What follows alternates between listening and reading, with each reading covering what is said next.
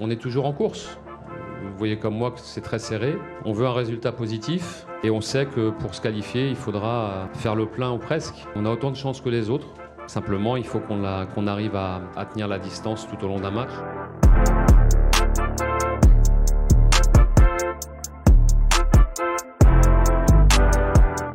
Et bienvenue dans la quotidienne tout le monde, j'espère que vous êtes en forme. Il y croit, Jocelyn Gourvenec. Bon, et il a raison, en même temps la qualif est toujours possible pour les Lillois qui se déplacent sur la pelouse de Séville ce soir. Petit classement du groupe du LOSC avant ce match où on voit que c'est serré, les Lillois sont 3e, mais un petit point seulement de retard sur Séville justement qui est 2e. Il vaut cher, très cher le match de ce soir. D'ailleurs, question du jour tout de suite, est-ce que vous y croyez encore à la qualif des Lillois Salzbourg, Wolfsburg et Séville, on le rappelle, dans leur groupe de qualif en Ligue des Champions. Ils vont un peu mieux depuis quelques semaines, on les a vus plutôt bons au parc, malgré la défaite vendredi soir, mais est-ce que vous y croyez ou pas? On en reparle demain. Et en parlant de Ligue des Champions, Unai Emery, lui, ne l'a jamais gagné, à l'inverse de l'Europa League. On le rappelle, il l'a déjà gagné 1000 fois. Il joue ce soir, Unai Emery, avec Villarreal face aux Young Boys de Berne. Grosse rumeur en provenance d'Angleterre depuis hier, où on l'annonce avec insistance du côté de Newcastle. Il est en pole position, voilà, on parle d'un montant de 6 millions que Newcastle devrait lâcher à Villarreal pour récupérer Unai Emery. On lui a parlé de cette rumeur à Unai en conf avant son match de Ligue des Champions. Mytho ou pas mytho? Pues la verdad que no sé nada. Muchas gracias a todos por participar. Nos vemos mañana al estadio. Ciao. Ouais, on dirait vraiment qu'il est en garde à vue le mec et qu'il a quelque chose à nous cacher quand même.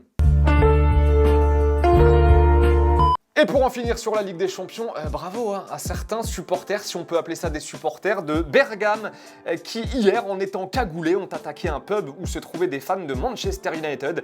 C'était à Bergame, donc, où se joue le match de ce soir. Ils étaient une vingtaine d'individus cagoulés, le visage aussi masqué par des écharpes. Des bonhommes.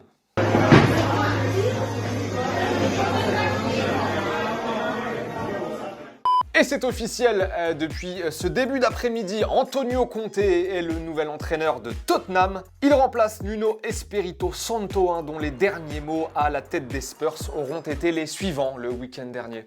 I believe that we can do better because I trust these players and I will support them and stick with them till the end. Voilà, c'était après la défaite 3-0 face à United. En attendant, 3 ans après avoir quitté Chelsea, Antonio Conte est donc de retour à Londres. On ne va pas se mentir, ça claque quand même, Conte à la tête de Tottenham. Champion d'Angleterre, champion aussi en Italie. Et on a hâte de voir ce que ça va donner maintenant chez les Spurs. Allez, football vrai, le ballon, c'est parti. Vous l'avez peut-être raté, c'était ce week-end, Gignac a encore frappé. Et quel but! Il a inscrit 2 buts. Voilà, un doublé lors du match face à Chivas, dont ce magnifique coup franc. Rien à dire, la classe.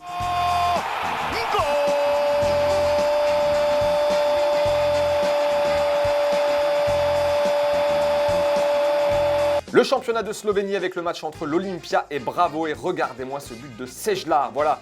Même le gardien ne savait pas qu'elle allait rentrer.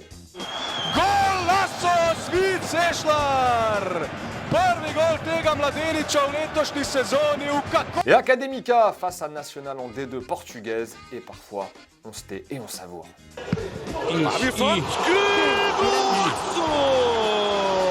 Que golaço! Não vai de carro, não vai de moto, vai de bicicleta! Fábio Fontes! Valeu a pena pagar o bilhete só para ver este... Et scène aussi surréaliste ce week-end au Brésil. Je ne sais pas si vous avez eu l'occasion de la voir, c'était lors du match entre Grêmio face à Palmeiras. Certains supporters de Grêmio avaient tellement la rage après la rencontre, notamment contre la VAR, qu'ils ont fait ça. Começou, lógico, com invasão. Torcedores do Grêmio invadiram o gramado da arena. Quebrando a cabine do VAR, microfone som ambiente. Eu até tô me distanciando um pouco. Vai se proteger, Bruno. Vai se proteger, Bruno. Aí não tem razão. Vai se proteger, amigo. O importante agora é a sua integridade física.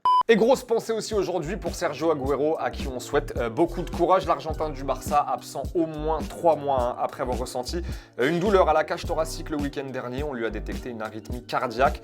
Il a donné de ses nouvelles aujourd'hui pour dire qu'il va bien. Et on espère le retrouver très vite en bonne santé, Sergio Agüero. Allez, les 2 commentaires sélectionnés en réponse à la question de vendredi. On vous demandait si, en étant resté au PSG, Nkunku se serait imposé dans le club de la capitale. Denki nous a dit Nkunku a eu raison de quitter le PSG. c'est un club trop fort pour lui, surtout à cette époque.